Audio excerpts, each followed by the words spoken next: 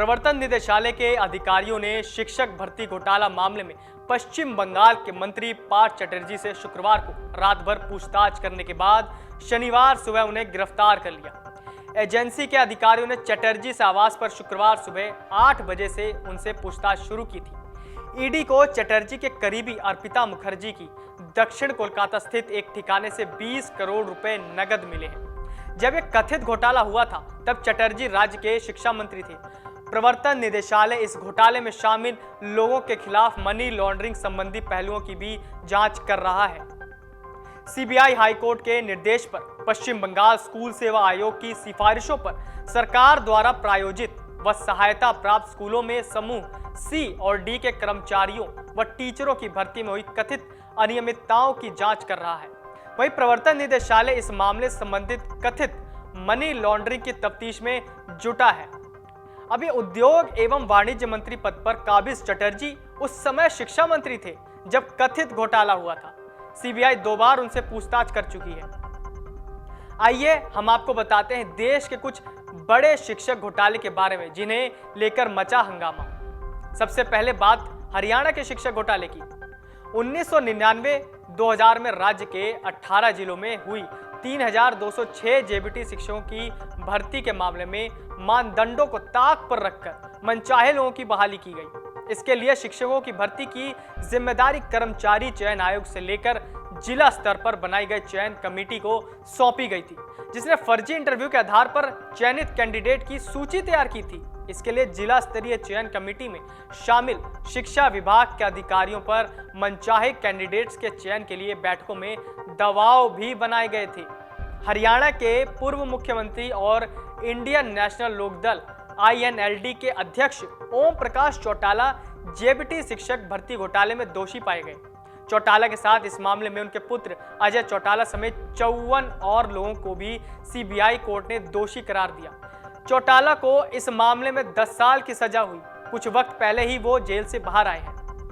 UP का शिक्षक भर्ती घोटाला उत्तर प्रदेश में जब अखिलेश सरकार थी तब 1,37,000 शिक्षा मित्रों को सहायक शिक्षक के रूप में समायोजित कर दिया गया था। इसके बाद मामला सुप्रीम कोर्ट में पहुंचा और समायोजन को रद्द कर दिया गया। यानी कि अखिलेश सरकार ने जिन शिक्षा मित्रों को सहायक शिक्षक बना दिया था वो फिर से शिक्षा मित्र बन गए।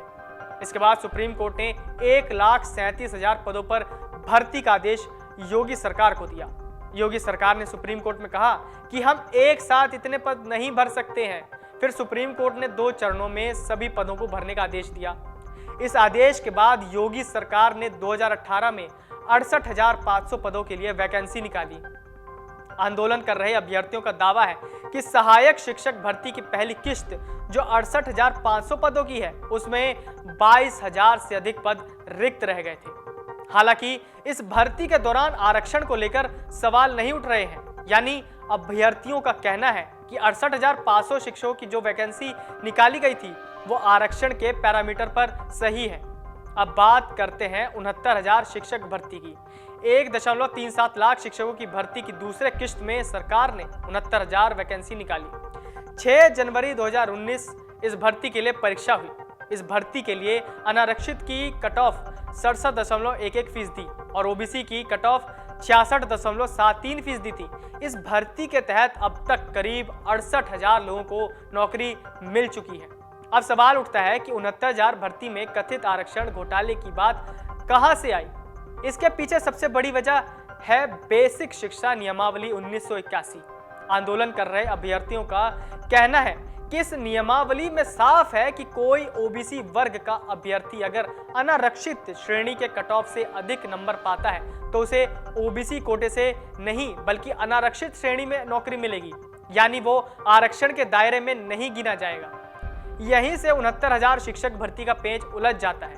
दरअसल आंदोलन कर रहे अभ्यर्थियों का दावा है कि 69,000 शिक्षक भर्ती में ओबीसी वर्ग को 27% की जगह मात्र 3.86% आरक्षण मिला, यानी ओबीसी वर्ग को 18,598 सीट में से मात्र 2,637 सीट मिली है। जबकि सरकार का कहना है कि करीब 31,000 ओबीसी वर्ग के लोगों की नियुक्ति की गई है। सरकार के इस बयान पर अभ्यर्थियों ने बेसिक शिक्षा नियमावली 1981 का तथा आरक्षण नियमावली 1994 का हवाला देते हुए कहा कि ओबीसी वर्ग के जिन 31,000 लोगों को नियुक्ति दी गई है, उनमें से करीब 29,000 अनारक्षित कोटे से सीट पाने के हकदार थे।